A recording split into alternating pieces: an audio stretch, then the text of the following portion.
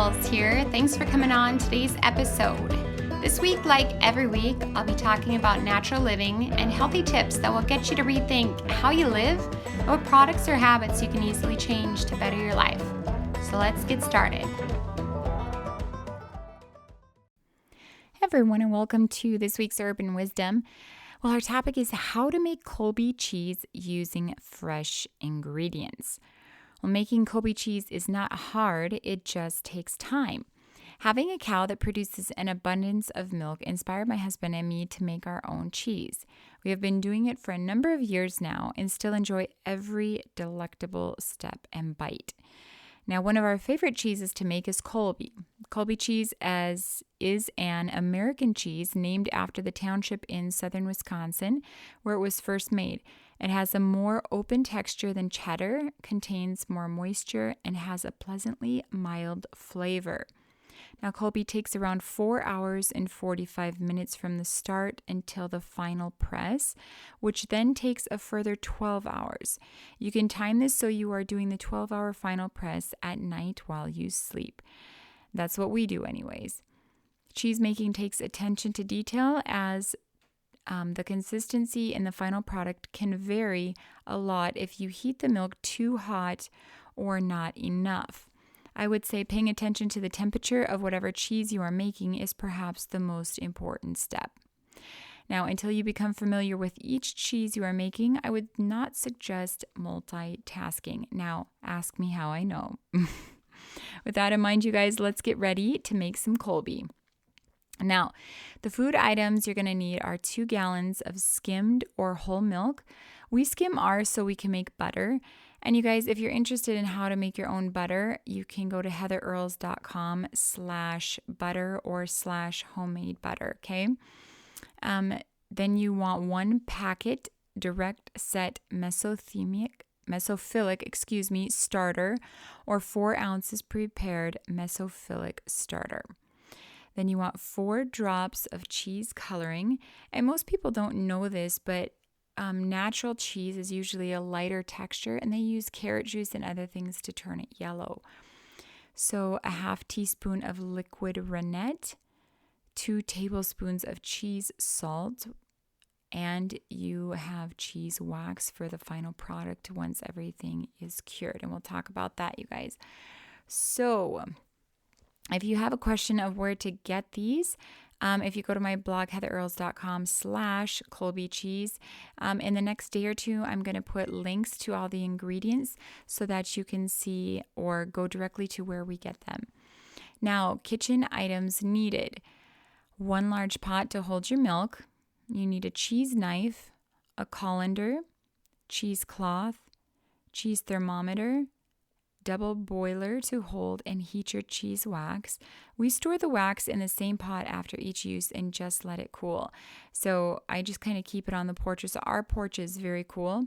So after I'm done waxing the cheese, I let the wax cool, just stick it out there, and then I just bring it back in for the next time. It has a lid on it so nothing gets into the wax, okay? Now, directions. To begin, you want to heat the milk to 86 degrees. Add the starter and mix thoroughly. Now cover and allow the milk to ripen for 1 hour. We move the pot to the back of the stove for the 1 hour and the temperature stays at 86. Then you're going to add the coloring and stir. Make sure the milk's temperature is 86 degrees and then add the rennet and stir gently with an up and down motion for 1 minute. If you're using farm fresh cow's milk, top stir 3 minutes longer. Now cover and let it sit for 30 minutes or until the curd gives a clean break. Okay, now you guys, I'm going to pause there for a minute. I have pictures on my blog, again, heatherearls.com/Colby cheese. I give you step by step like I'm talking here, but you can kind of see what the curd is supposed to look like, and that helps a lot of people. So head on over there if you want to see some pictures. Now, next, you want to cut the curd into 3/8-inch cubes. Stir gently. Let the curds sit for 5 minutes. Next, heat the curds by 2 degrees every 5 minutes until the temperature reaches 102 degrees. Stir gently to keep the curds from matting. Now maintain the temperature of the curds at 102 degrees for 30 minutes, stirring gently. Again, move the pot to the back of the stove for the 30 minutes, and the temperature should stay at that 102. Now drain off the whey to the level of the curds. If you want to keep the whey, have an extra pot or container handy to pour it into. While stirring, add 60-degree water or cold tap water until the temperature of the curds and water reaches the 80 degrees. Maintain the curds at 80 degrees for 15 minutes. Stir to prevent matting. Now, the temperature of the additional water controls the moisture content of the cheese. If a drier cheese is desired, keep the curd water mixture a few degrees higher than 80 degrees. Now, for a moister cheese, keep the temperature below 80 degrees. Now, pour the curds into a colander. Allow the curds to drain for 20 minutes. Break the curds into thumbnail-sized pieces. Add the salt and mix gently but thoroughly. And you just mix with your hands, you guys. Now place the curds into a cheesecloth-lined mold or cheese press and press at 20 pounds of pressure for 20 minutes. Now remove the cheese from the mold. Gently peel away the cheesecloth. Turn over the cheese, redress it, and press at 30 pounds of pressure for 20 minutes. And you guys, the pictures really help with all these steps. Now repeat the process, but press at 40 pounds of pressure for 1 hour. Again, repeat the process, but press at 50 pounds of pressure for 12 hours.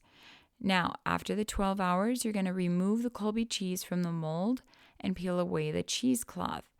Air dry at room temperature for several days or until the cheese is dry to the touch, around 3 days, being sure to rotate it several times a day. Now, you guys, when we do this, our basement's always just a little cooler. So I'd suggest doing this in a cooler place, not just in your kitchen where there's a lot of moisture, a lot of humidity sometimes just because of cooking and stuff. You want to set this cheese off to the side and then just set a timer on your phone or, the stove timer somewhere just so you remember to flip it, okay? Now, time to wax the cheese. Once you see there's like a crust over the cheese, okay? It will become hard and there's like this crust on both sides and on the edges. That's when you know it's time to wax. So you want to get out your double boiler and then put your wax in it until the wax has melted. Now, dip half of the cheese into the wax and take it out. You're still holding on to the cheese wheel, okay? Hold for about 5 seconds and then dip again. You're doing this because you want the wax it cools pretty quickly, so you want it to dip, bring it up out of the wax, let it cool a little, dip it back down because you want to make sure it's all covered. And so just repeat the process on the other side. I always wait a little bit so when you flip it over, you're not leaving fingerprints in the wax. So you can also dip and then turn it over because sometimes you'll get like a little lip on the cheese just from the press. And so when you dip it straight down and straight up, it doesn't get into those little crevices.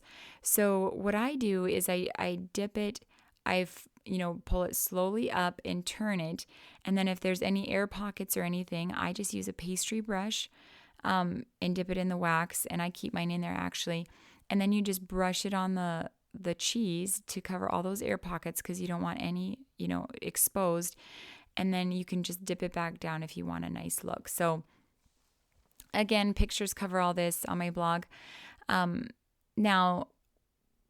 So you can dip it, turn it over. We talked about the pastry brush. Now, once the cheese is waxed on both sides, you're going to notice, there's this rim right on the edges that you haven't covered. So what you want to do is rotate it in the wax going in one direction like a pinwheel and then keep rotating until the sides are covered. All right, now hold the wheel for a minute to allow the wax to dry before placing it on waxed paper just because you don't want it to stick there. Sometimes I even hold it for a minute. It all depends on how hot you've gotten your wax. You guys, you don't need to get it where it's boiling or anything like that. You just want the wax and just so it's melted. Okay, that's it. And then you can just turn it off on the stove. Now, you want to let it sit for about 10 minutes. after you have it on your waxed paper, and then mark the date with a marker if you wish, right on the red wax, so that you can remember when you made it. Now, age the Colby cheese at 50 degrees for 2 to 3 months. Be sure to rotate the cheese once a day for a couple of weeks, even with the wax on. If you miss a day, it will not ruin it. You just want to try your best, you guys. So this yields about 2 pounds. Now, once your cheese has aged, you are now free to cut into it and share your bounty. There's something really special about eating farm fresh food. I mean, the taste and product are, in my opinion, the best quality. Now, however, if you are making cheese in the city, you will still have equal quality as long as you use fresh ingredients. Like any dish, you guys, the ingredients make it what it is. So until next time, friends, enjoy and stay healthy and free. Thanks for listening to today's episode of Urban Wisdom and Natural Living. Tune in next week where I'll broadcast live every Monday morning at 8 a.m. If you miss it live, hold those tears and head on over to my blog, which is heatherearls.com. That's Heather, EARLES.com. There you can have 24/7 access or right here on iTunes. If you want to follow me on social media, you'll find me on Twitter, Facebook, Instagram, LinkedIn, and Pinterest. Have a healthy week.